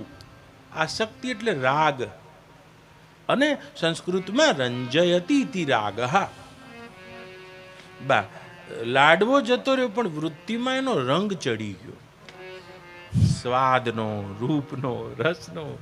આ વૃત્તિ આપણી આ બધાથી રંગાયેલી છે બા. અને જેની વૃત્તિ આનાથી રંગાયેલી છે અને એ જ પોતાના આત્માનો તિરસ્કાર કરે છે. આ રંગાયેલી વૃત્તિ છે ત્યાં સુધી અજ્ઞાન નામની ભૂમિકા આટલી જ કીધી છે. વૃત્તિ આનાથી રંગાયેલી છે ત્યાં સુધી દોનો બાતા નહીં બને, એક ડાર દૂજી લે. વિષયમાં આંધળો થઈને ભૂલે નિજ ભાન અજ્ઞાની. તો વૃત્તિમાં જેનો જેનો રંગ ચડી ગયો છે, આને આસક્તિ કહે છે. રંગ ચડી ગયો છે. વશિષ્ઠ રામાયણમાં ઉદાહરણ છે. ભગવાન રામના પૂર્વજ રઘુરાજા હતા બા, અને આત્મજ્ઞાન પોતાની એક ઉંમર થઈ ગઈ અને ઉંમરમાં નક્કી થયું કે હવે મને આત્મજ્ઞાન થવું જોઈએ. બધા પુરુષાર્થને ઢીલા કરી અને આત્મજ્ઞાન કરવા બેઠા. બા એક મહેલ હતો અને મહેલના 7મા માળે પોતે રાજા તો હતા અને રઘુ રાજા કહેવાય છે બધી સભાઓ ભરી મોટા મોટા મુનિઓ આવે બા, ક્યારેક જાબાલ, ક્યારેક પર્વત, ક્યારેક કેટલા કેટલા મુનિઓ આવીને જતા રહે, યાજ્ઞવલ્ક બધા આવીને અને બધાને એક જ પૂછે કે મારો આત્મા હું બ્રહ્મ જાણવા માંગુ છું. અને એ રામજી એક વખતે શીતલ નામના મુનિ મહેમાન બન્યા છે અને આવા મુનિની ગોજ જ કરતો હતો. અને આ તો કોઈના આંગણે જાય એવા નહોતા, પણ કોઈએ કીધું કે શીતલ નામના મુનિ આજે સરયુના કાંઠે ઘૂમી રહ્યા છે અને સૈનિકોને મોકલ્યા છે. શીતલ મુનિને બોલાયા કે અમારા રાજા તમારા જોડે આત્મજ્ઞાન લેવા માંગે છે. અને જ્યાં સુધી આવા શિર ફીરામાં આત્મા ના મળે ત્યાં સુધી આ આસક્તિ આપણી કપાય નહીં. શીતલ મુનિના આયા એટલે હસતા હસતા આયા છે, 7મા માળે લઈ ગયા કે મુનિ તમારું નામ સાંભળ્યું છે, મારે આત્માને સ્વયં પ્રકાશ કુટસ્થ અનુભવ કરવો છે અને જુઓ 10 વર્ષથી એમ કાજ કામ કરું છું. હવે રાજે નહીં જતો, વ્યવહારમાં નહીં જતો, રાજકાજે મારા છોકરાઓને સોંપ્યું છે, ક્યાંક પૂછવા આવે તો કહું, બાકી હું જતો નથી. આમાં વૃત્તિ મારી નીકળી ગઈ છે. એટલે શીતલ મુનિ ખડખડાટ હસવા માંડ્યા અને હસ્યા એટલે પૂછ્યું કે અરે મહાત્મા તમે હસો છો, હસવાનું કારણ શું? તો કારણ પૂછતો હોય રાજન તો હું રોવા માંડું.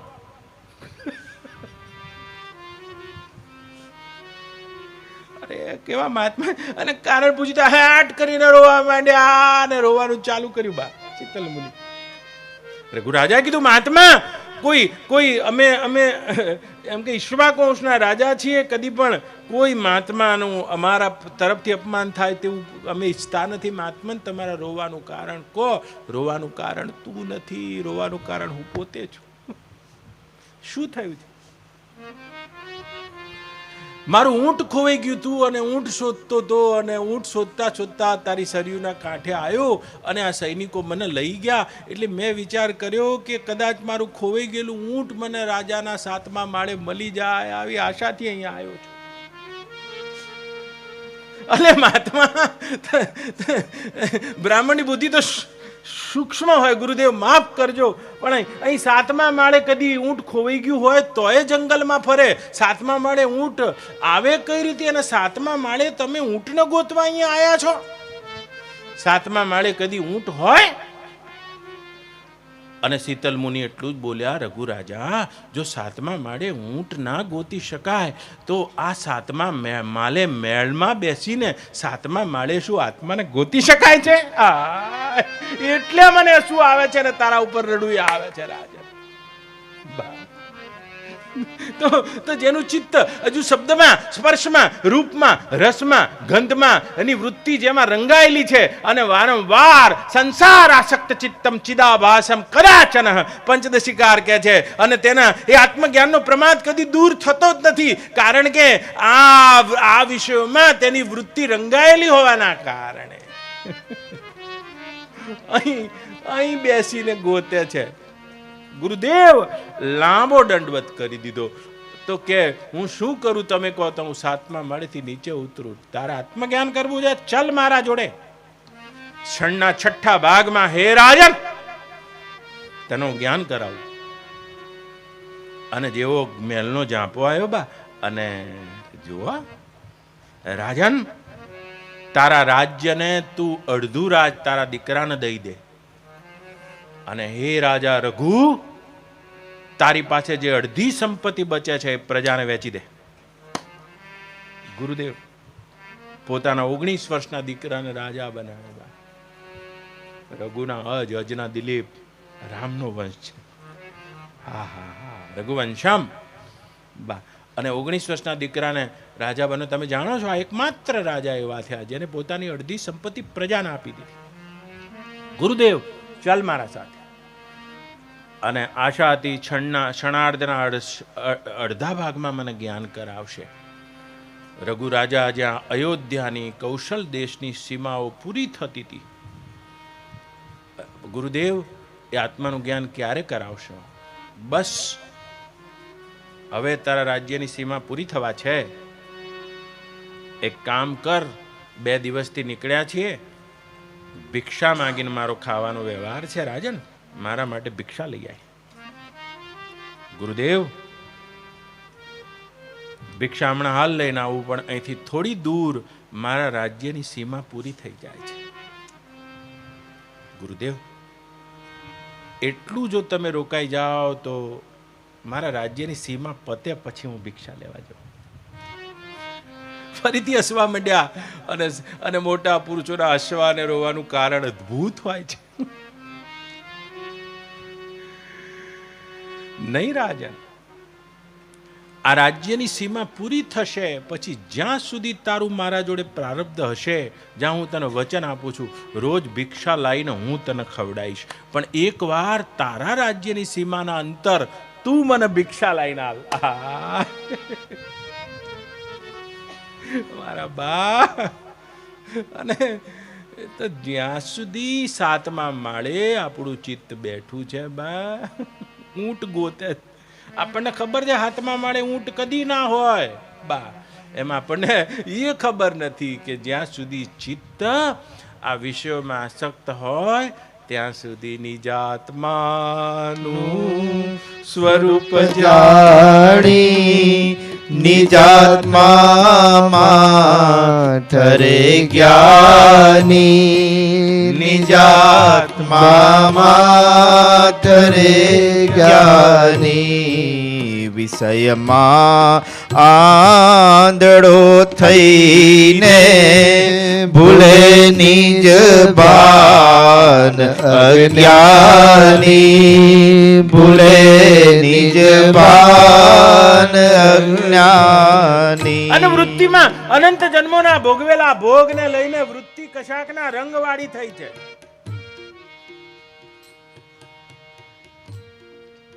પેલા ઉનાળો આવે એટલે બચ્ચુભાઈ રેડીમેડ વાળાને ત્યાંથી માર બા કપડા લાવે, મને ખબર. અને પછી બે કપડા અલગ અલગ મૂકીને ધોતા હોય. એટલે હું કહું કે બા 2 અલગ અલગ કેમ રાખ્યા છે? કે આ કપડું નવું છે ને રે જૂના છે. તો કે નવા કપડામાં શું થશે? કે નવા કપડા છે ને રંગ છોડે છે. તો કે બે રંગ છોડે તો શું થાય? એકનો રંગ બીજાને ચડી જાય. પેલા કપડા એવા આવતા, તમે જોજો, આમ કે જેવા પાણી નાખો રંગનો જ રેલો જાય, આ તારે આવા કપડા આવતા.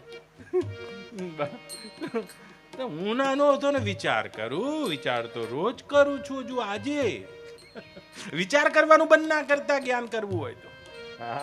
કારણ કે વસ્તુ સિદ્ધિ વિચારેણ નકચિત કોટી કર્મ બી, પણ આપણે વિચારનો દરવાજો બંધ રાખ્યો છે અને આત્મજ્ઞાન કરવું. બા તો રંગ ચડી જાય. અને જોજો ઘણી વાર એવા જબ્બા હોય ને કોઈ બાય ધોયો તો બરાબર, પણ જો નવા ભાભી ધોવા બેઠા હોય તો રંગ ચડ્યા હોય કે ના રે આપણા કપડા ચડી ગયો રંગ. બા તું દોડું ઉપર ચડી ગયો લાલ. એમ પોતે તો સ્વયં પ્રકાશ કુટસ્થ છે, પણ વૃત્તિમાં કશાકનો રંગ ચડી ગયો છે. શબ્દનો, સ્પર્શનો, રૂપનો, રસનો, ગંધનો. એટલે બાપજી કહે છે તજી આશા અને તૃષ્ણા જગતથી પર રહે જ્ઞાની, જગતથી પર રહે જ્ઞાની. ફસાઈ મોહ માયામાં ફરે 84 અજ્ઞાની, ફરે 84 અજ્ઞાની. આવો નંદુમાં તજી આશા અને તૃષ્ણા વિષયો હોય. રૂખડનાથજી, બાળનાથજી, આ રાગ છે. આસક્તિ એટલે રાગ. અને આ શબ્દમાં, સ્પર્શમાં, રૂપમાં, રસમાં, ગંધમાં, વિષયોમાં જ્યાં સુધી દુઃખ ના જોઈએ અને ત્યાં સુધી આસક્તિનો રંગ ઉતરે નહીં. નંદવા નેલ પોલિશ કરી હોય પછી નેલ પોલિશ વાળા એવી રિમૂવર રાખે, બામ કરીને ફટ રિમૂવર મારે ને આખી નેલ પોલિશ જતી રહે. આપણે કરેલી નહીં બાળ રૂખડા તો જોયેલી આ બધી. આ વેદાંત રિમૂવર છે બા, બીજું કોઈ આ ચડી ગયેલો રંગ છે. કારણ કે વિષય છે તેમાં સુખ ખાલી ભાસે છે નહીં. પણ આપણા અનુભવનો વિષય જ બનતો ને, તાર નહીં સાંભળવાનું. રિમૂવર તમારે કેસેટ સાંભળવાની, તમારે વગાડવાનું. હો મહારાજ, મારા જોડે વગાડતા વગાડતા મહારાજ થઈ ગયો આ ભાઈ. હો ગમે ત્યારે મહારાજ બની ગયા. જૂના માણસ છે ભૂપેન્દ્રભાઈ, બહુ સારા કલાકાર છે સંગીતના. તો બા જેટલા પણ વિષયો છે એ સુખ તેમાં ભાષે છે, સુખ છે નહીં નંદુબા. પણ છે નહીં સારું તપાસ પૂરી થતી નહીં, ખબર પડતી ને. કેટલું વેદાંત સાંભળી ગયા શંકરભાઈ, પણ હજુ આ ખબર જ નથી પડતી આપણને કે સુખ છે નહીં, સુખ ભાષે છે. વિષયોમાં ભગવાન પતંજલિ વિષયોમાં 4 પ્રકારના દુઃખ કહે છે, પતંજલિ યોગ સૂત્ર. અને આપણે ઋષિમુનિના વચનોનો આધાર લઈને પ્રેક્ટિકલ તો કરવું પડે ને. થિયરી પછી પ્રેક્ટિકલ કઈ આ હોલમાં કરવાનું, પ્રેક્ટિકલ ઘેર જઈને કરવાનું. વિષયોમાં 4 પ્રકારના દુઃખ છે પતંજલિ કહે છે યોગ સૂત્રકાર. એક તો પહેલું વિષયોમાં પરિણામ દુઃખ છે, બીજું તાપ દુઃખ છે, ત્રીજું સંસ્કાર દુઃખ છે, અને ચોથું સ્વરૂપ દુઃખ છે. આ 4 રીતે વિષયોમાં દુઃખ રેલા છે. પણ જ્યાં સુધી સુખ લાગે છે ત્યાં સુધી તો ચિત્તાશક્ત રહ્યા કરે બાર, ત્યાં સુધી તો પંચદશિકાર નાખે છે. આ જ્ઞાન નામની ભૂમિકા છે. પરિણામ દુઃખ છે. આ પરિણામ દુઃખની ખબર નહીં, એટલે આયા તો વેદાંત સાંભળવા, પણ જો જમવામાં હમણાં ખીચડી કઢી હશે ને આમ થાય તો હું 20 વર્ષથી વેદાંત સાંભળો છો.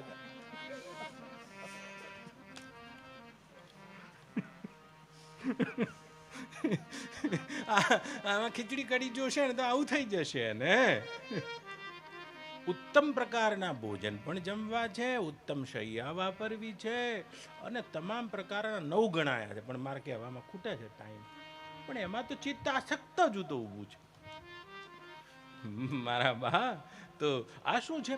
પરિણામ દુઃખ આપણે નથી જોઈ ગયા. પરિણામે દુઃખ છે. પરિણામે દુઃખમ વાપનોતિ.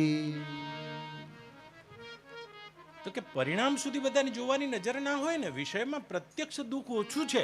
જેમ હાથમાં અગ્નિમાં હાથ નાખી દે તો હાલ ફોલ્લો પડે, હાલ ફોલ્લો પડે. આ તો પ્રત્યક્ષ દુઃખ છે.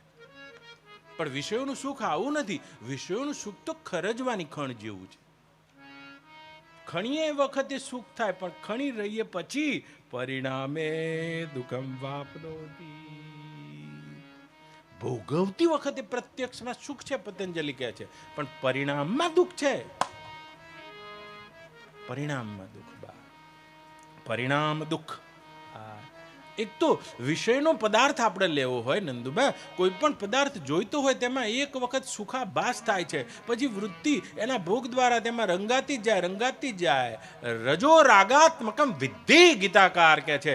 એ રજોગુણ અને રજોગુણના કારણે વૃત્તિમાં આનો રંગ જ ચડે જાય. આમાં રંગે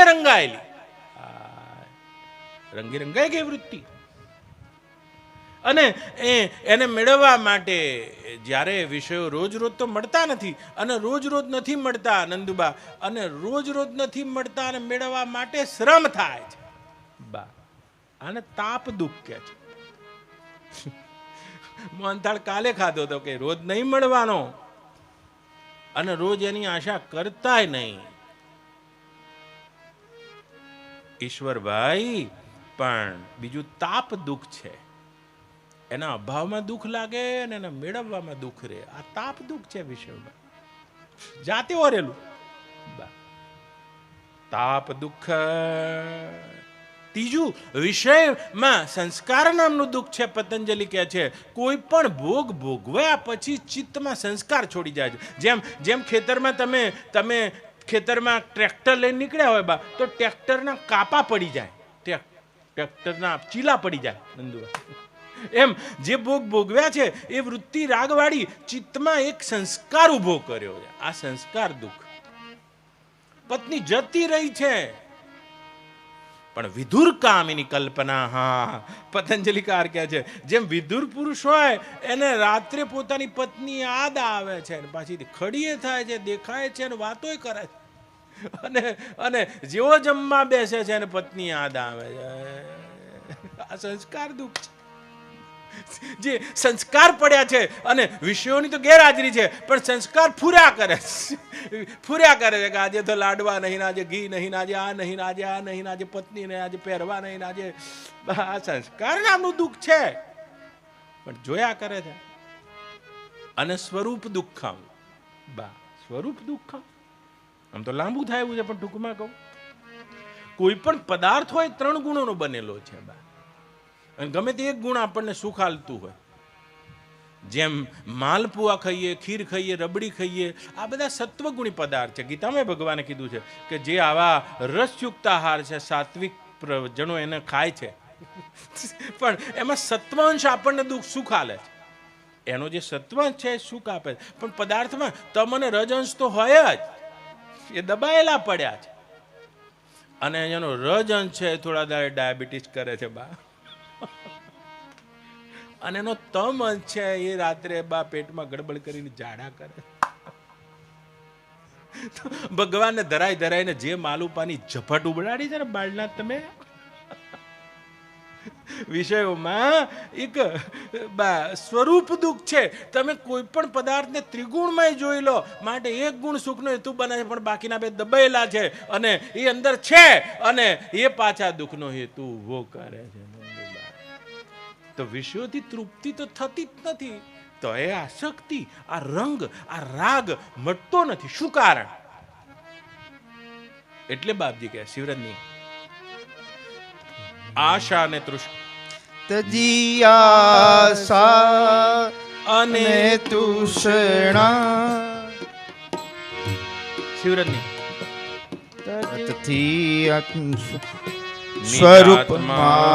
સ્વરૂપમાનું સ્વરૂપ જાણી નિજાત્મા થરે જ્ઞાની. નિજાત્મા થરે જ્ઞાની.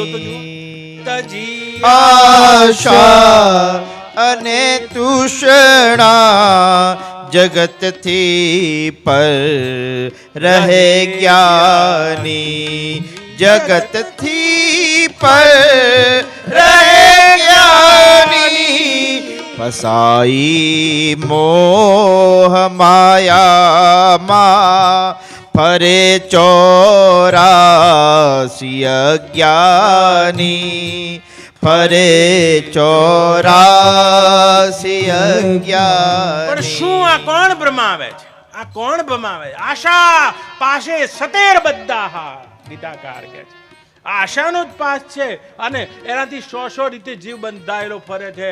અજ્ઞાન નામની ભૂમિકા છે. આર્ય ભગવાન ગુરુદેવ દત્ત જતા હતા, દત્તાત્રેય બા, અને તે અવધૂતિ અને નંદુબા અને જે નગરમાંથી પસાર થતા હતા એક પિંગલા નામની વેશ્યાને જોઈ છે અને એક ટક ઉભા.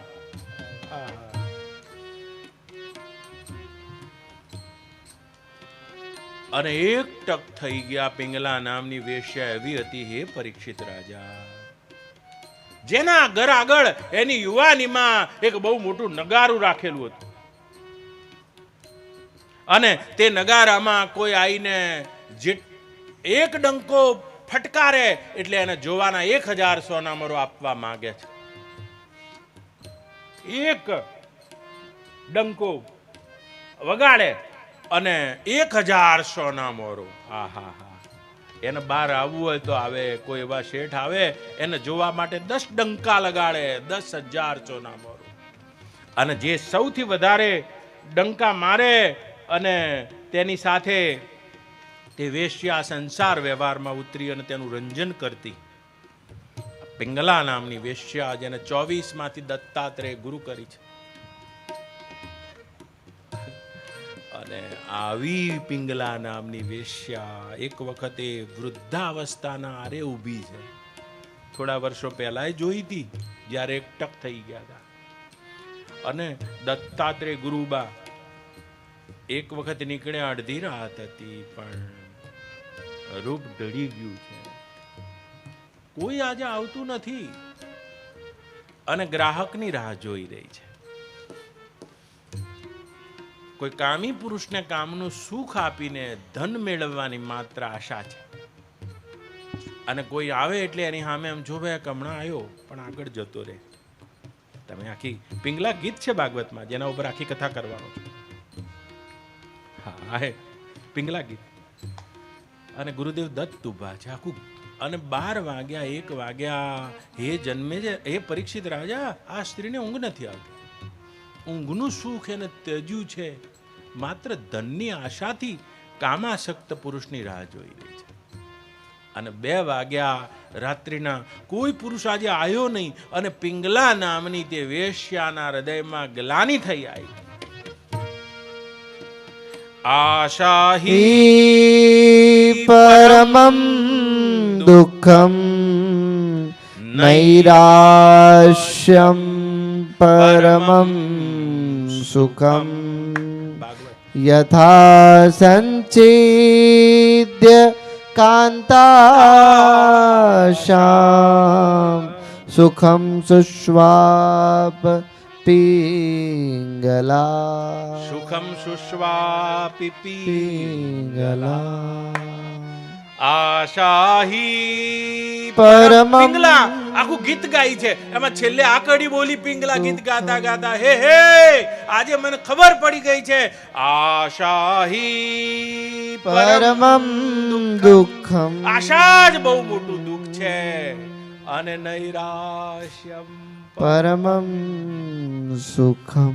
ધન મેળવવાની આશા છોડીને હે પરીક્ષિત રાજા, તે અરે રે આ ધન મેળવવાની લાલસામાં મેં આ નિદ્રા સુખને ખોયું છે.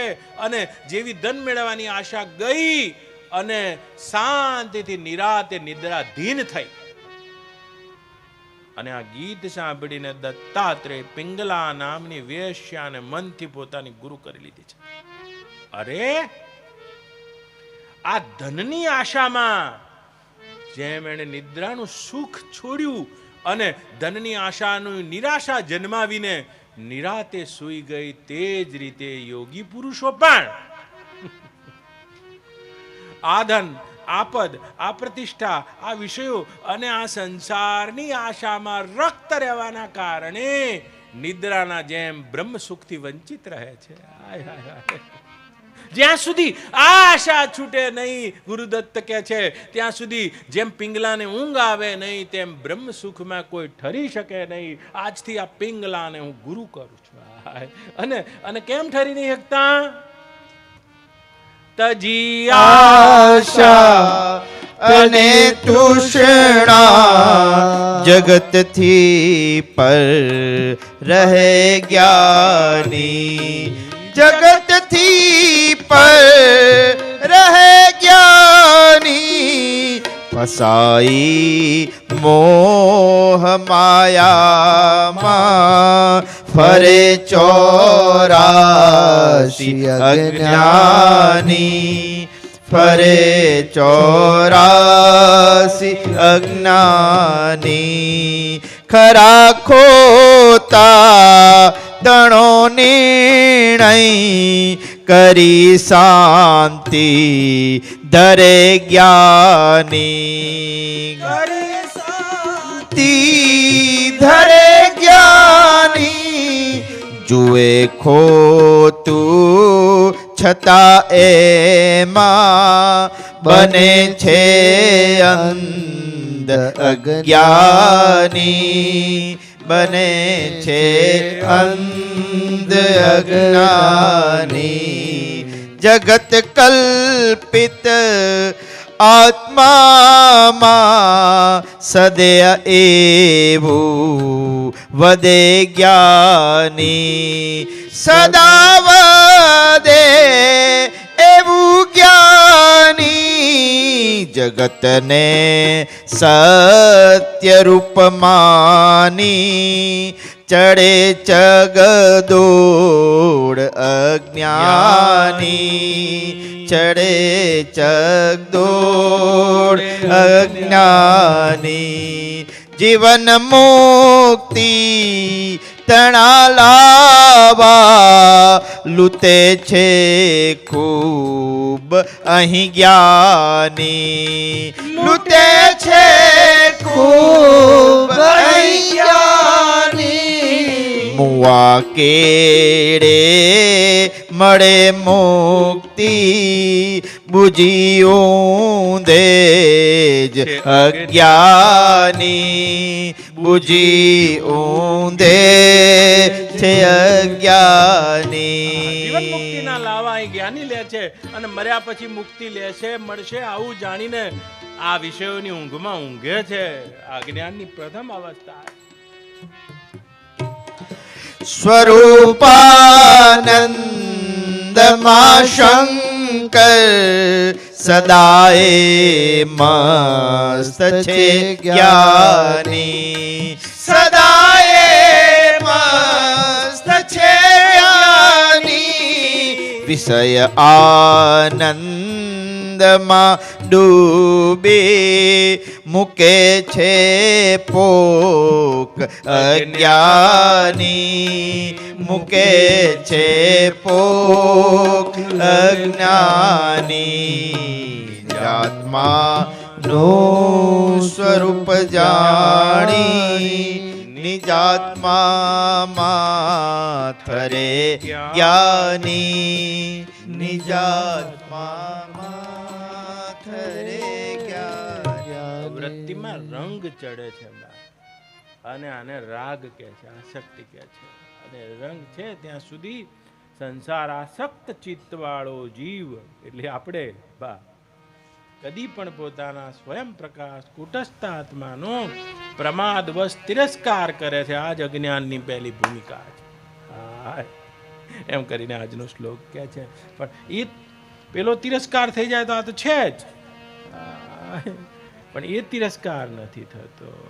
હુતા હુતા યાદ આવે છે ઘણા દાડાના ઢોકળા ખાધા નથી. શંકરભાઈ દોનો બાતા નહીં બને, કાં ચોખ્ખો ને કો દાળ. ઈશ્વર ભાઈ બે વાતો નહીં બને.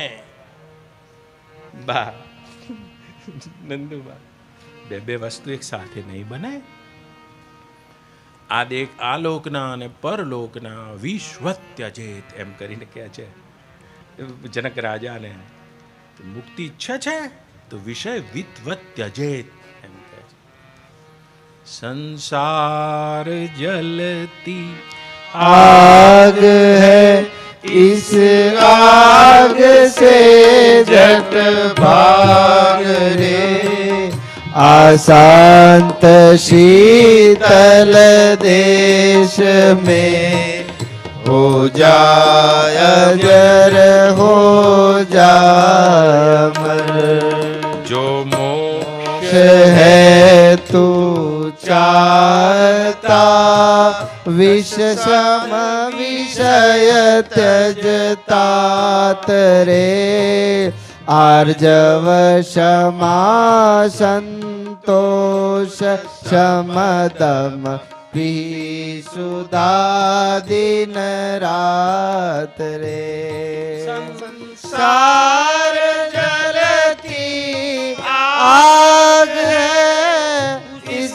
आग से जट भाग रे अशांत शीतल देश में हो जाए जर हो जाए अमर अशांत शीतल देश में हो जाए जर સંસાર આસક્ત ચિત્તમ ચિદાભાસ કદાચન. તો કશું મળે કશું નહીં બા.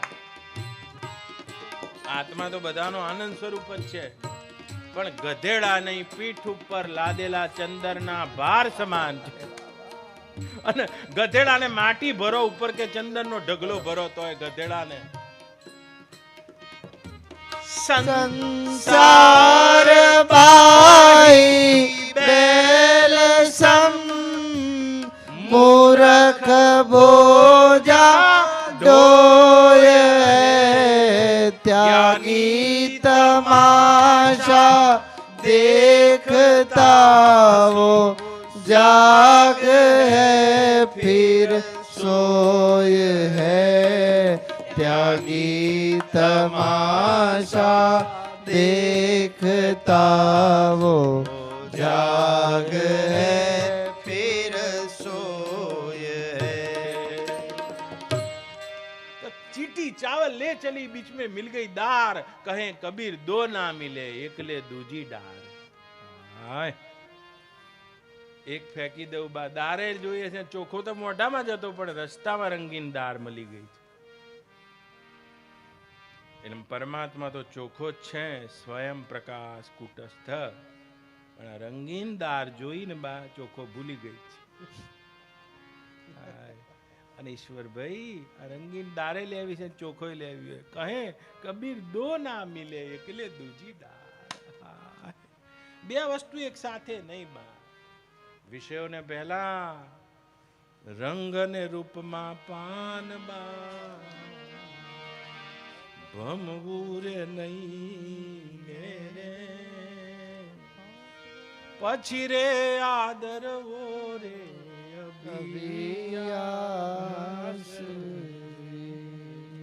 એ થઈ જાય રંગ ચડી ગયેલો રંગ રંગ બા એ રંગ છે અને આ જ્ઞાન નામની પ્રથમ ભૂમિકા છે નહીં તો આત્મા તો અનઉત્પાદ્ય છે ઉત્પન્ન નહીં કરવાનું આત્મા કોઈ અવસ્થા નથી કે જેને ઉત્પન્ન કરવાની હોય એ તો અવસ્થા ત્રયનો સાક્ષી છે હે જન્મે જય હે પરીક્ષિત રાજા જેમ મૂંજની દોરીમાંથી મૂંજના ઘાસમાંથી ખૂબ તીક્ષ્ણતાથી અને સૂક્ષ્મતા પૂર્વક તેના તંતુને કાઢી લેવામાં આવે છે એ રીતે સ્થૂળ સૂક્ષ્મ અને કારણમાં અનુસ્યુત તેઓ સ્વયં પ્રકાશ આત્મા વિષયોની આસક્તિથી રહિત થયેલી શુદ્ધ અને સ્થિર મતિ દ્વારા વેદાંતના તાત્પર્યનું ગ્રહણ કરીને અનુભવમાં આવે છે એમ કે છે જાડી બુદ્ધિ હોય તો આજ ઉખડી ખાઉં આજ લાડવા ખાઉં આજ આવા લુગડા પહેરું કેવો દેખાવ છું કેવી દેખાવ છું આ બે વાતો એક સાથે નહીં બની શકે આવો અને અજ્ઞાન નામની ભૂમિકા જતી રહે તો પછી આવરણની ભૂમિકા છે એ શું છે એને આવતી પંચદશીમાં કહું પછી આવરણના બે પ્રકાર પંચદશીની ભાષામાં પછી અપરોક્ષ જ્ઞાન શું છે પરોક્ષ જ્ઞાન શું છે પછી શોક નિવૃત્તિ શું છે અને તૃપ્તિ શું છે ત્યાં સુધી પંચદશીકાર ચાલે જશે આ પ્રકરણમાં પછી બ્રહ્મનિષ્ઠ પુરુષોના હૃદયમાં જન્મેલી તૃપ્તિ શું છે કહેવા માટે આ તૃપ્તિ પ્રકરણ છે આગળના 6 પ્રકરણોમાં વિસ્તારથી એ કુટસ્થ અને ચિદાભાસના સ્વરૂપનું વર્ણન તો થયેલું જ છે સાથે સાથે આપણે જોતા રહીશું આવો અને આપણને પણ કોઈ કહી દે ત્વમ દશ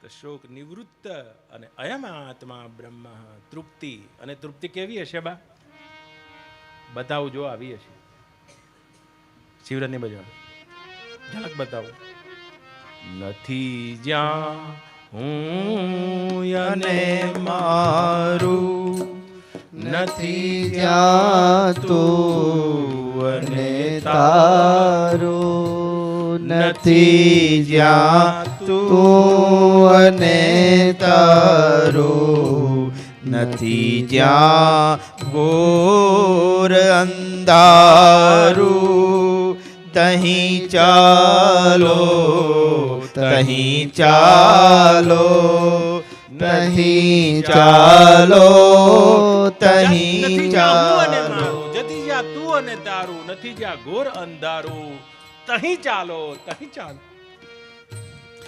નથી જ્યાં દેહ કે દુનિયા નથી જ્યાં મૂર્ખ કે ગુનિયા નથી જ્યાં મૂર્ખ કે નથી જ્યાં ચામ ચુન ચુનિયા તહીં ચાલો તહીં ચાલો તહીં ચાલો તહીં ચાલો નથી જ્યાં યોગ કુયોગો નથી જ્યાં ભોગ કે રોગો નથી જ્યાં ભોગ કે રોગો નથી જ્યાં કાંઈ ઉદ્યોગો તહીં ચાલો તહીં ચાલો તહીં ચાલો તહીં ચાલો નથી જ્યાં દેવ કે દેવી નથી જ્યાં આવી કે દેવી નથી જ્યાં આવી કે દેવી નથી જ્યાં લેવી કે દેવી તહીં ચાલો તહીં ચાલો તહીં ચાલો તહીં ચાલો નથી જ્યાં ભેદ કે ભ્રાંતિ નથી જ્યાં ખેદ કે શાંતિ નથી જ્યાં ખેદ કે શાંતિ કહે શંકર ન જ્યાં ક્રાંતિ તહીં ચાલો તહીં ચાલો તહીં ચાલો તહીં ચાલો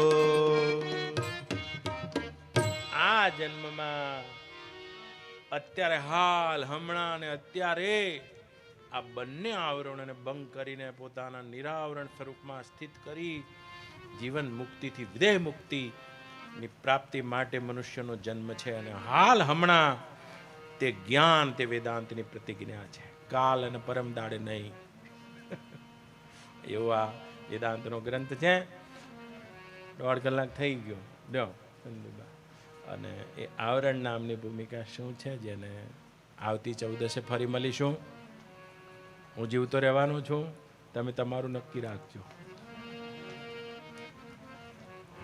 કાલ મને થોડા ચક્કર જેવું લાગ્યું ગરમી લાગી એટલે બાળના દેવરી આગળનું બધું કેન્સલ કરી નાખ્યું જવાનું હતું નહીં તો આ બધાને લઈને મારે ચક્કર તો આમ આ ચક્કર છે બા લાગે લગી રહી ચક્કર લાગે તમને આ લ્યો કશું બીમાર લાગુ છું તમને બાળના ખોટી તમે ચિંતા મારી કરો છો વાંજ્યાના ઘરમાં ડોહો લાડકો ઓગળી જવાનો હતો બા મારા પ્રફુલભાઈ આવ્યા હતા એટલે મારી આમ છાતી ફાટું ફાટું થતી હતી પણ તમે રોકી પાડ્યું કોઈ સમષ્ટિમાંથી નહીં હોય ત્યારે બીજું શું નકર મારી છાતી આમ ફાટું ફાટું થઈ રહી ત્યાં પૂનમ પતાવીને જવું તું મારે પણ બીમાર પડવું એના પહેલા સમાધિ લઈ લેવી જોઈએ મારે એવું વિચારું છું કારણ કે બીમાર તો પડવાનું નથી તો આટલી બધી તમે કેર લેવા જાઓ ને તો શું કેર પછી